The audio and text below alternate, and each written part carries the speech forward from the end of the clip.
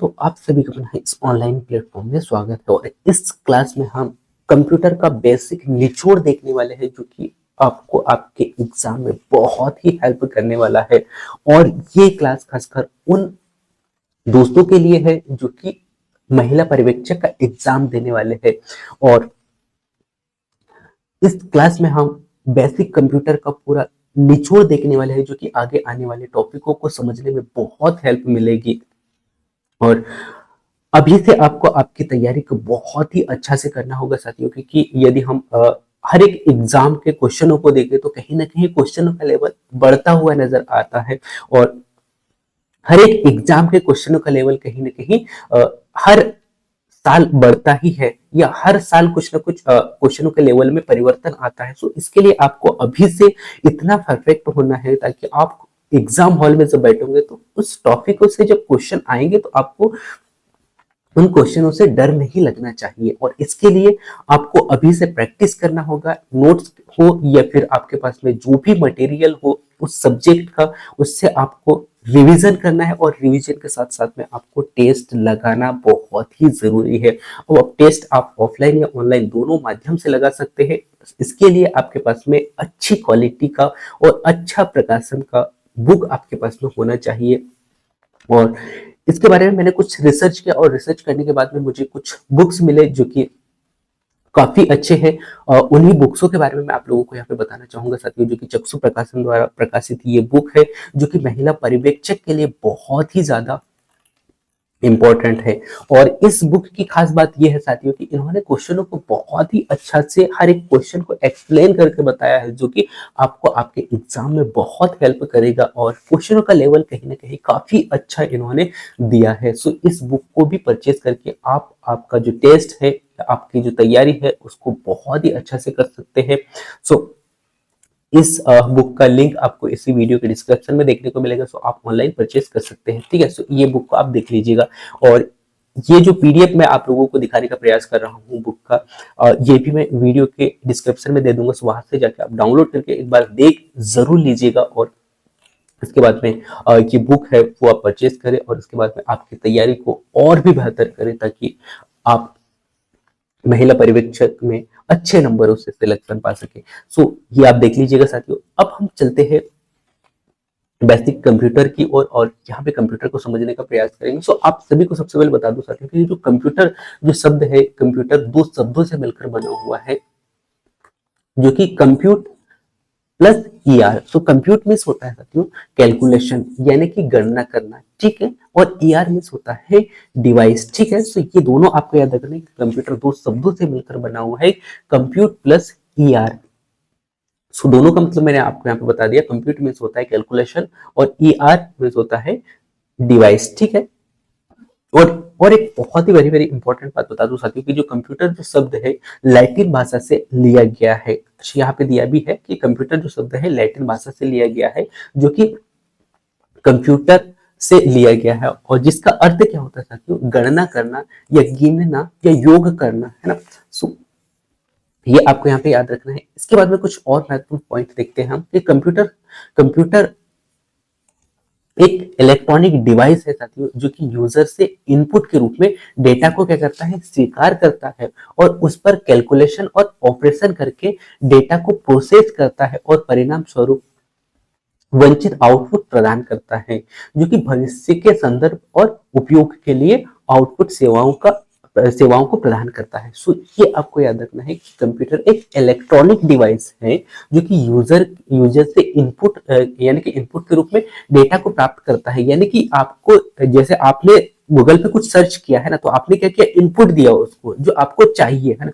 Input देने के बाद में क्या होगा, उसका कैलकुलेशन या प्रोसेस होगा, है ना। ऑपरेशन करके डेटा को प्रोसेस करता है, ठीक है। इसके बाद में परिणाम स्वरूप आपने जो चाहा, आपको जो चाहिए उसका प्रोसेस होने के बाद में क्या आउटपुट के रूप में आपको दिया जाता है, उसे हम क्या कहते हैं, आउटपुट कहते हैं, ठीक है। तो ये आपको यहाँ पे समझना है, ठीक है। इसके बाद में कंप्यूटर के कुछ महत्वपूर्ण पॉइंट हम यहाँ पे देख लेते हैं जो कि यहाँ से भी क्वेश्चन आपसे पूछा जाता है, जो कि कंप्यूटर का पूरा फुल फॉर्म हम यहाँ पे देख लेते हैं, पूर्ण नाम देख लेते हैं। तो सी मीन्स होता है साथियों कॉमन, यानी कि सी मीन्स होता है सामान्य, कॉमन, सामान्य। सी पहला जो लेटर है सी, सी मीन्स कॉमन सामान्य, ओ है ना, सेकंड लेटर है ओ यानी कि ऑपरेटिंग, ओ ऑपरेटिंग आपको याद रखना है। इसके बाद में मी यानी कि मशीन, एम यानी कि मशीन है ना। इसके बाद में पी यानी कि पर्टिकुलर है ना, पर्टिकुलर पी पर्टिकुलर आपको याद रखना है जो कि विशेष या जो है उद्देश्यपूर्ण होता है, ठीक है। यू, यू मीन्स होता है यूजर, यू मीन्स यूजर है ना, यानी कि उपयोग के लिए। और टी मीन्स ट्रेड, ट्रेड या फिर टेक्निकल हम बोल सकते हैं जो कि व्यापार एवं तकनीकी के लिए। और ई, ई मीन्स होता है एजुकेशन यानी कि शिक्षा के लिए। और आर, आर मीन्स होता है अनुसंधान के लिए है ना। सो ये आपको पूरा याद रखना है कि कंप्यूटर, कंप्यूटर का पूरा फुल फॉर्म क्या होता है। सो सामान्य जानकारी, ये सी, सी मीन्स होता है सामान्य जानकारी यानी कि common, O operating, M machine, P particular, U user और टी मीन्स ट्रेड या टेक्निकल हम कह सकते हैं। इसके बाद में ई मीन्स एजुकेशन और आर मीन्स रिसर्च यानी कि अनुसंधान, ठीक है। तो ये आपको यहाँ पे याद रखना है साथियों, ठीक है। इसके बाद में नेक्स्ट पॉइंट को लेकर चलता हूं और अब हम यहाँ पे समझने का प्रयास करते हैं खास कंप्यूटर को।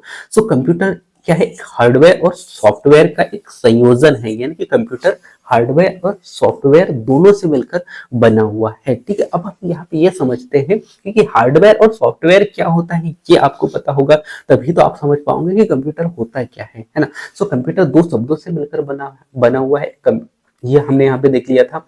अब इसके बाद में हम यहाँ पे देख रहे हैं कि जो कंप्यूटर जो है हार्डवेयर और सॉफ्टवेयर का एक संयोजन है, यानी कि दोनों से मिलकर बना हुआ है, ठीक है।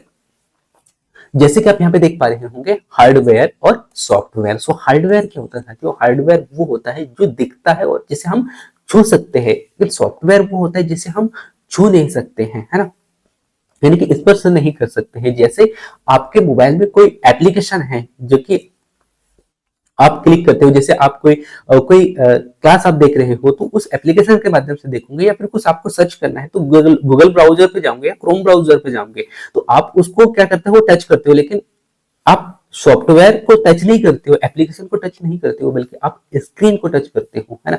ये आपको यहाँ पे याद रखना है। लेकिन हार्डवेयर में क्या होता है कि इसको आप स्पष्ट रूप से टच करते हो, जैसे मॉनिटर है या फिर सीपीयू है या कीबोर्ड है, इसे आप टच कर सकते हैं, है ना, ये स्पर्श कर सकते हैं। सो ये आपको याद रखना है कि हार्डवेयर क्या होता है और सॉफ्टवेयर क्या होता है, और इन्हीं दोनों के संयोजन से क्या बनता है, कंप्यूटर बनता है, ठीक है। इसके बाद में हार्डवेयर जो होता है साथियों, कंप्यूटर के भौतिक और मूर्त, मूर्त मीन्स होता है जिसे आप छू सकते हैं, घटकों का एक प्रतिनिधित्व होता है, यानी कि जिसे आप स्पर्श कर सकते हैं, महसूस कर सकते हैं, ठीक है। जैसे कीबोर्ड है ना, कीबोर्ड हो गया, इसके बाद में मॉनिटर हो गया और माउस हो गया या मदरबोर्ड हो गया, ये कहते हैं, ये हार्डवेयर के अंतर्गत आते हैं। ये आपको यहाँ पे याद रखना है। जैसे यहाँ पे बहुत सारे सॉफ्टवेयर दिए गए, जैसे मॉनिटर हो गया, स्पीकर हो गया, इसके बाद में ये जो कीबोर्ड है, इसके बाद में माइक हो गया, है ना, माइक हो गया या फिर माउस हो गया। सो ये किसके अंतर्गत आते हैं, ये सब आते हैं हार्डवेयर के अंतर्गत, ठीक है। सो ये आपको यहाँ पे याद रखना है, ठीक है।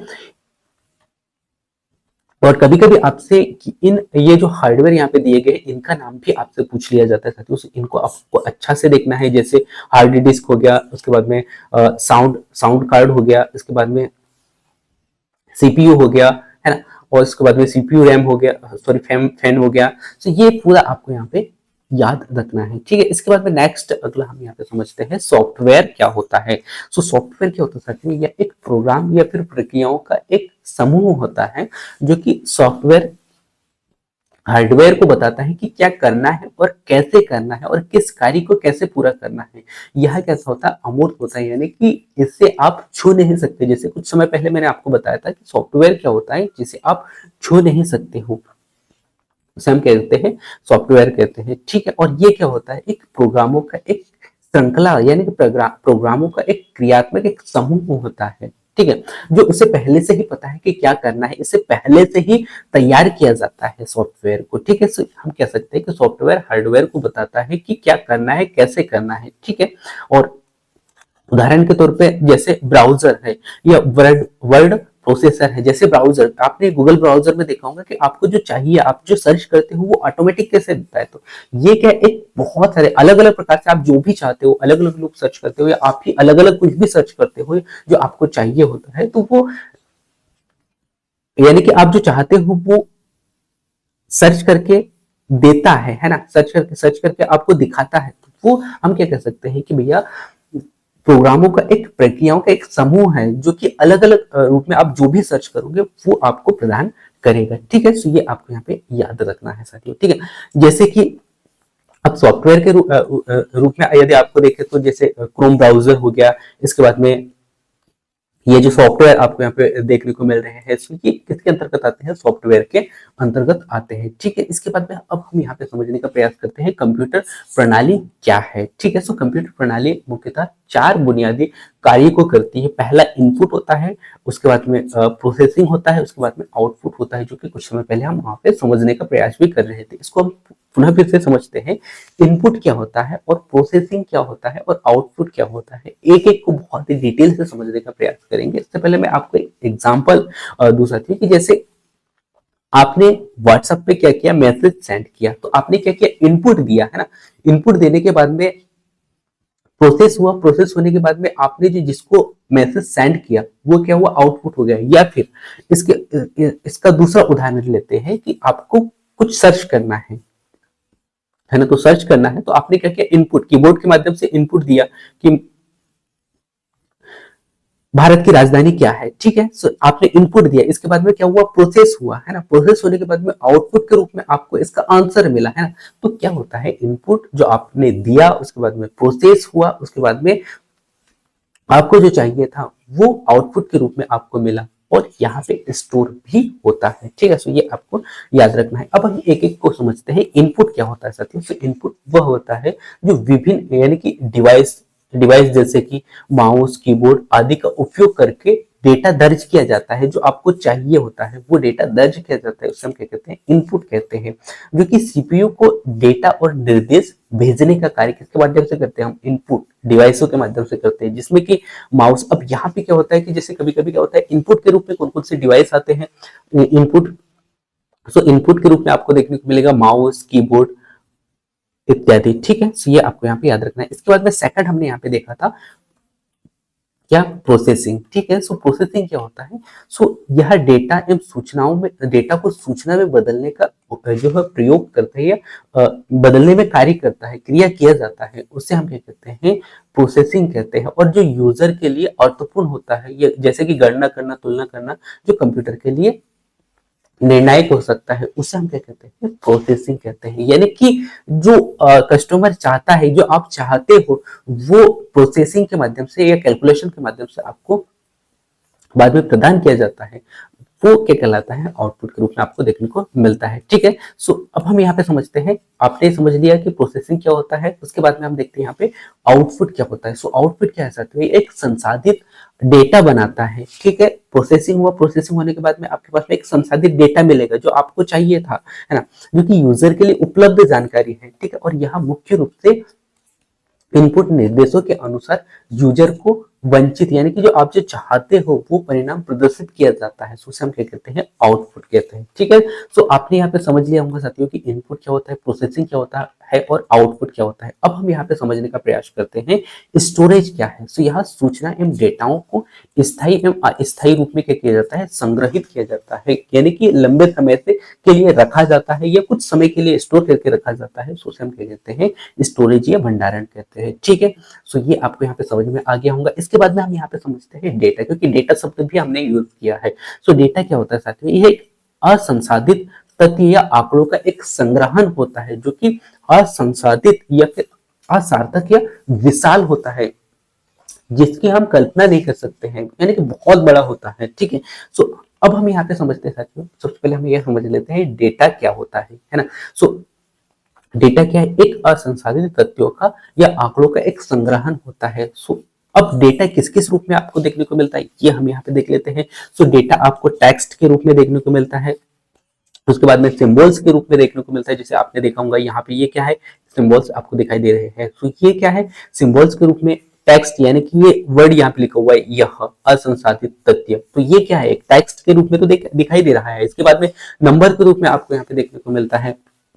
इसके बाद में इमेज के रूप में आपको देखने को मिलता है ऑडियो और वीडियो। सो इस प्रकार से आपको डेटा प्राप्त होता है। ठीक है, सो ये भी आपको यहाँ पे ध्यान रखना है। इसके बाद में नेक्स्ट आता है सूचना। सूचना क्या होता है साथियों, सूचना डेटाओं का एक संसाधित रूप होता है जो कि संगठित या संरक्षित या सार्थक या हम कह सकते हैं संक्षिप्त रूप के रूप में हमें देखने को मिलता है। उसे हम क्या कहते हैं, सूचनाओं के रूप में देखते हैं। ठीक है, तो ये आपको याद रखना है कि सूचना क्या है, ये डेटाओं का एक संसाधित रूप है। ठीक है, इसके बाद में कंप्यूटर की कुछ विशेषताएं हम यहाँ पे देख लेते हैं, जो कि यहाँ से भी क्वेश्चन आपसे पूछे जाते हैं। ठीक है, क्या क्या विशेषता है? सबसे पहला जो विशेषता हमें कहीं ना कहीं देखने को मिलता है और जिसके कारण जो है कंप्यूटर का आविष्कार भी किया गया है, वो किया गया है गति के कारण, क्योंकि कंप्यूटर लाखों निर्देशों को प्रति सेकंड या हम कह सकते हैं बहुत ही कम समय में तेजी से संसाधित करता है या उस पर कार्य करता है। ठीक है, पहला पॉइंट आपको याद रखना है कि यानी कि तेज गति, यानी कि किसी भी कार्य को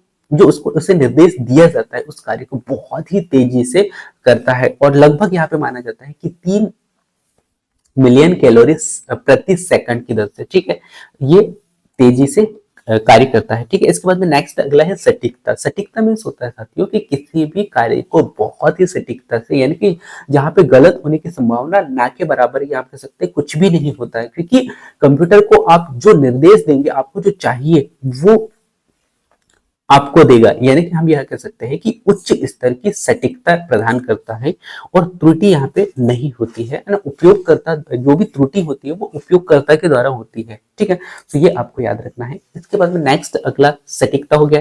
इसके बाद में मेमोरी स्टोरेज की क्षमता यहाँ पे कहीं ना कहीं अधिक हमें देखने को मिलती है। बड़ी बड़ी मात्रा में डेटा स्टोर हम कर सकते हैं और पुनः प्राप्ति भी हम जो है इसके माध्यम से कर सकते हैं। इसके बाद में बहुउद्देशीय, यानी कि बहुउद्देशीय से हमको यह समझना है कि कंप्यूटर का उपयोग हम बहुत अलग अलग क्षेत्रों में करते हैं, वो चाहे एजुकेशन के क्षेत्र में हो या फिर मनोरंजन के क्षेत्र में हो, यानी कि विभिन्न कार्य को करने के लिए कंप्यूटर का उपयोग किया जाता है। इसके बाद में स्वचालित, स्वचालित में यानी कि एक बार जब आप कंप्यूटर को निर्देश दे देते हो या फीडबैक, यानी कि कोई भी कार्य दे देते हो तो वो बिना थके या बिना मानव हस्तक्षेप, यानी कि जब तक आप उसे बंद नहीं करोगे या जब तक आप उसे कोई निर्देश नहीं दोगे तब तक वो चलते ही रहेगा। तो ये कैसे एक स्वचालित है, यानी कि जब तक चलते रहेगा तब तक आप उसे कोई निर्देश नहीं देते हो। ठीक है, इसके बाद में सक्षमता, यानी कि बिना कोई त्रुटि किए घंटों तक, यानी घंटों नहीं दिनों तक ये कार्य करते रहता है। ठीक है, तो ये आपको याद रखना है। इसके बाद में विश्वसनीयता, विश्वसनीयता होता है साथियों कि कंप्यूटर जो है इंसानों को ज्यादा विश्वसनीय होता है, क्योंकि कंप्यूटर कभी भी खुद से गलती नहीं करता है। जो भी गलती होती है वो इंसान के द्वारा किया जाता है। ठीक है, तो सेकंड आपको याद रखना है विश्वसनीयता।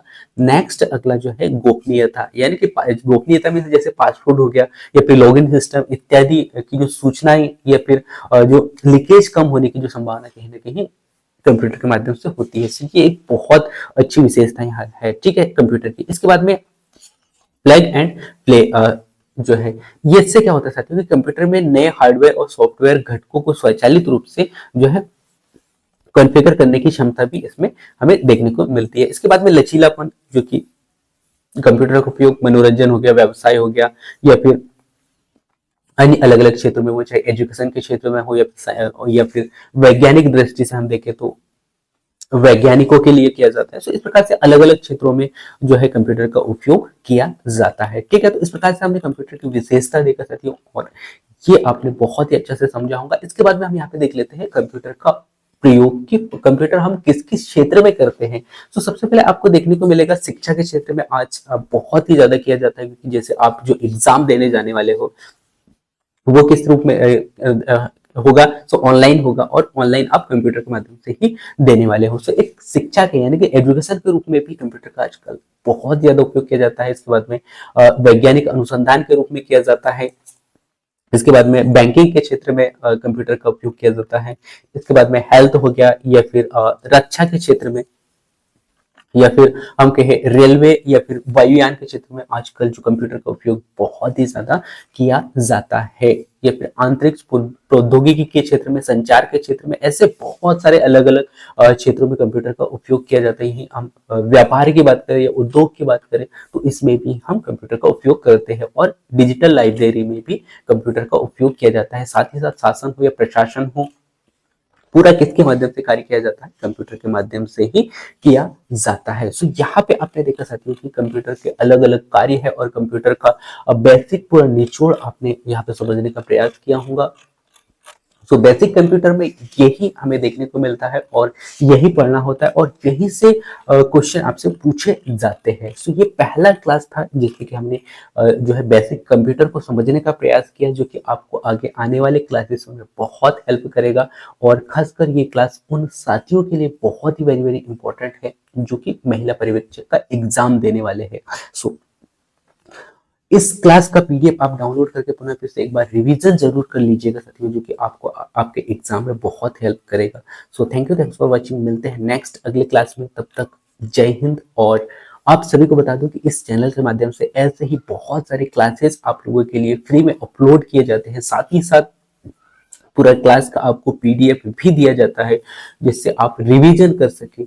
सो उन सभी क्लासेसों को आप जरूर देखिएगा और यदि आप इस चैनल में नए हैं तो इस चैनल को सब्सक्राइब कीजिएगा ताकि आपको समय समय पर क्लासेस मिलते रहे। So thanks for watching. मिलते हैं नेक्स्ट अगली क्लास में, तब तक जय हिंद।